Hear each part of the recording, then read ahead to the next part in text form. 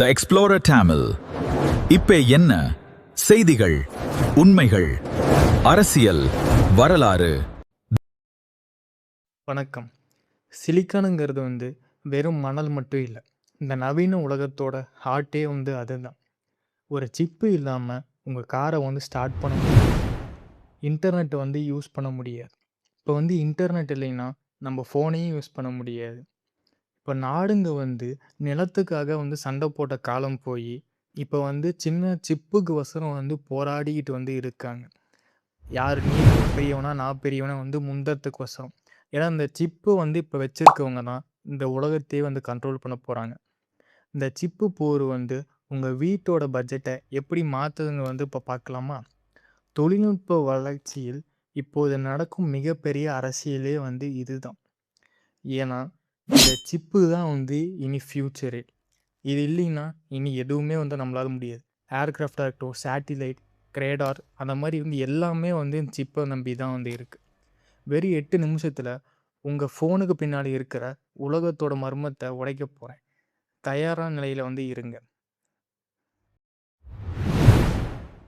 Base 1 பார்ப்போம்.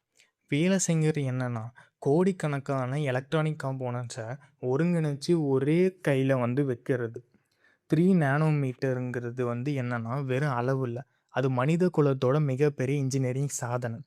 டிரான்சிஸ்டர்களோட எண்ணிக்கை எவ்வளோக்கு எவ்வளோ அதிகரிச்சுக்கிட்டே போகுதோ அந்த அளவுக்கு உங்கள் ஃபோனோட ப்ராசஸரோட ஸ்பீடும் அதிகரிச்சுக்கிட்டே போகும். ஒரு சின்ன சிப்பில் 10 மில்லியனுக்கும் அதிகமான டிரான்சிஸ்டர்கள் உள்ளே இருக்குது. 3 நானோமீட்டருக்கும் கீழே போச்சுன்னா குவாண்டம் டனலிங்கிற சிக்கல் நமக்கு ஏற்படும். அதனால சிப்பு வேலை செய்யாமையும் போகிறதுக்கான வாய்ப்பு அதிகமாகவே இருக்குது. மோரேஸ் லாவை தான் இந்த மாதிரி சிப் டிசைனிங்கில் யூஸ் பண்ணுறோம். இது அதோட ஃபைனல் ஸ்டேஜை நெருங்கிருச்சு. இப்போ குறைஞ்ச கரண்ட்லேயே எப்படி இந்த சிப்புங்களை அதிகமாக வேலை செய்ய வைக்கிறது, அதுக்காக தான் 3 நானோமீட்டர் டெக்னாலஜியை யூஸ் பண்ணிகிட்டு இருக்காங்க. இது எதிர்காலத்தில் ஏஐ, அதுக்கப்புறமேட்டு ரோபோட்ரிக்ஸ், இந்த மாதிரி ஃபீல்டுலேயே முதுகெலும்பாக இருக்க போகுது இந்த சிப் டெக்னாலஜி. இப்போ பேஸ் 2 பார்ப்போம். உலகத்தோட மொத்த சிப்பு தயாரிப்புகளையும் 60% தைவான் நாட்டிலேருந்து மட்டுமே நடக்குது. டிஎஸ்எம்சி நிறுவனம் இல்லைன்னா ஆப்பிள், என்விடியா போன்ற நிறுவனங்கள் இயங்கவே முடியாது. தைவான் நாட்டில் ஏற்படுற ஒரு சின்ன சின்ன இயற்கை சீற்றம் கூட உலகத்தோட மொத்த பொருளாதாரத்தையே நிலைகுலைக்க செய்யும். இதனால தான் சைனா தைவான் நாட்டை ஆக்கிரமிக்க துடிக்குது. அமெரிக்கா தடுக்க போராடுது. சிப் தயாரிக்கும் நவீன டெக்னாலஜி நெதர்லாந்து நாட்டில் இருக்க ஏஎஸ்எம்எல் கம்பெனியில் மட்டும்தான் இருக்குது. வேறு யார்கிட்டையுமே இல்லை. ஒரு சிப்பு தொழில்நுட்பத்தை நம்ம ஆரம்பிக்கணும்னா அதுக்கு பல பில்லியன் டாலர்ஸ் செலவாகும். தைவான் வெறும் இந்த தொழில்நுட்பத்தை அவங்களோட தேவைக்காக மட்டும் யூஸ் பண்ணல, அதை அவங்களோட பாதுகாப்பு அரணாகவும் வச்சுருக்காங்க. இது வெறும் பிஸ்னஸ் மட்டும் இல்லை, ஒரு நாட்டோட பெருமையும் இதில் சார்ந்து இருக்குது. அடுத்து பேஸ் 3. சிப் தயாரிக்கிற ரூம் க்ளீனாக மட்டும் இருக்காது.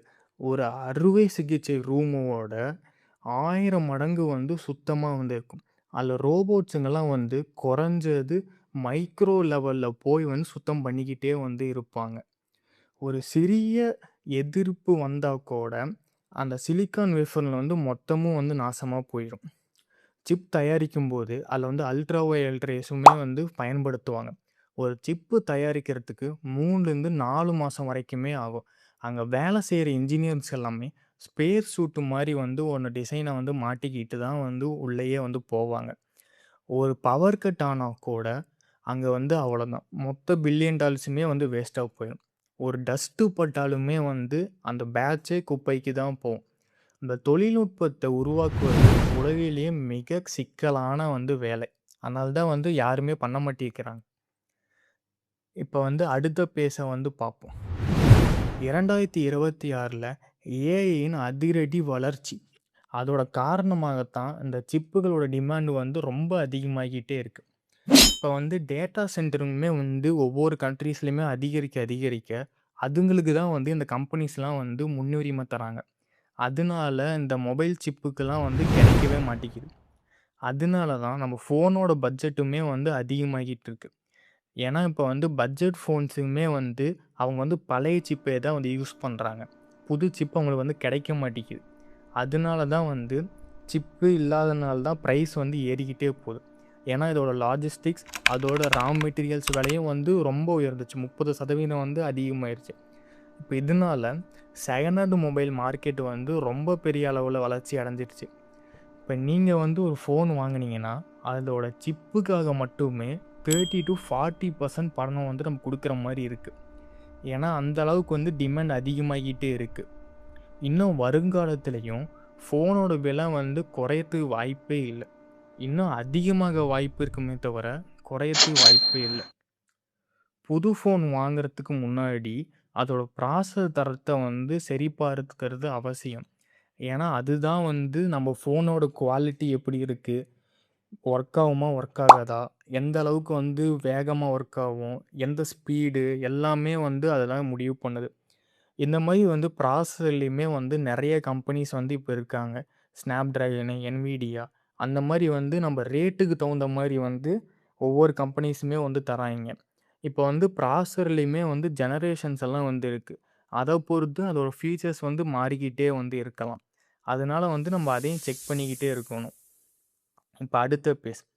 இந்தியாலயுமே வந்து இப்ப ஒரு புது சிப் கம்பெனிய வந்து தயாரிச்சுட்டு இருக்காங்க. அதுவும் அது எங்கன்னா, நம்ம குஜராத்ல இருக்க டோரேலாங்கிற ஒரு ஊர்ல வந்து டாட்டாவும், பிஎஸ்எம்சி கம்பெனியும் வந்து சேர்ந்து, நம்ம இந்தியன் கவர்மெண்ட்டோட கைடன்ஸ்ல இப்போ வந்து உருவாக்கிட்டு இருக்காங்க. ஏன்னா, இப்ப வந்து சிப் ஏற்றுமதி வந்து நம்ம அதிகமா பண்றதில்ல. மத்த நாட்டுல இருந்து தான் வந்து நம்ம இறக்குமதி பண்றதுனால, நம்ம வந்து அவங்களயே வந்து டிபெண்ட் பண்ணி இருக்கிற மாரி இருக்கு. அதனால நம்ம கவர்மெண்ட் வந்து, இப்போ வந்து நம்ம வந்து இண்டிபெண்டன்ட்டா வந்து இருக்கணும். அதனாலேயே வந்து புதுசா வந்து கம்பெனி வந்து ஓப்பன் பண்ணிட்டு இருக்காங்க. இப்ப தான் வந்து அந்த கம்பெனி வந்து ஆரம்பிச்சுட்டு இருக்கு. இன்னும் கொஞ்சம் வருஷத்துல வந்து அந்த கம்பெனி ஓப்பன் ஆனதுக்கு அப்புறமேட்டு, லட்சக்கணக்கான வேலை வாய்ப்புகள் வந்து நம்ம இந்திய மாணவர்களுக்கு வந்து கிடைக்க போகுது. இந்த சிப் இண்டஸ்ட்ரி தான் வந்து இருக்கிறதுலயே வந்து பூமாங்கக்கூடிய இண்டஸ்ட்ரியா இருக்கு நம்ம இந்தியாவுல. அதனாலேயே வந்து நெறைய பேர் வந்து அதில தான் போய் வந்து சேரணும்னு வந்து இருக்காங்க. இப்போ வந்து மேட் இன் இண்டியா சிப் மூலமா நமக்கு இருக்க எலக்ட்ரானிக்ஸோட பொருட்களோட விலை இப்போ ஃபோனு, லேப்டாப்பு இதெல்லாம் நம்ம வந்து இங்கேயே வந்து செஞ்சுக்க முடியும். அதோட சிப்பும் நாமளே செஞ்சதுனால, அதோட ரேட்டும் வந்து நமக்கு ரொம்ப குறைவாவே இருக்கும். இப்ப செமிகண்டக்டர் துறையில தான் வந்து இந்தியாவுல இருக்க சக்தி வாய்ந்த வந்து நெறைய பேர் வந்து யூஸ் பண்ணிக்கிட்டே வந்து இருக்காங்க. இப்ப நானும் ஒரு ஈசி ஸ்டூடண்ட்னால, இந்த டிரான்ஸ்ஃபர்மேஷன பார்க்கும்போது வந்து எனக்குமே வந்து இது விட்னஸ் பண்றதுல ரொம்ப வந்து சந்தோஷமா இருக்கு. சரி நெக்ஸ்ட் வீடியோல வந்து பார்ப்போம். இன்னும் டீட்டெயில்ல சிப் ஃபேக்டரிஸ்லாம் வந்து எப்படி பில்ட் பண்றாங்க? அதுக்கு என்ன ப்ரொசீஜரு? எல்லாமே வந்து நம்ம வந்து தெரிஞ்சுக்குவோம். ஸோ இப்போ சேனல வந்து சப்ஸ்கிரைப் பண்ணிக்கோங்க. நன்றி.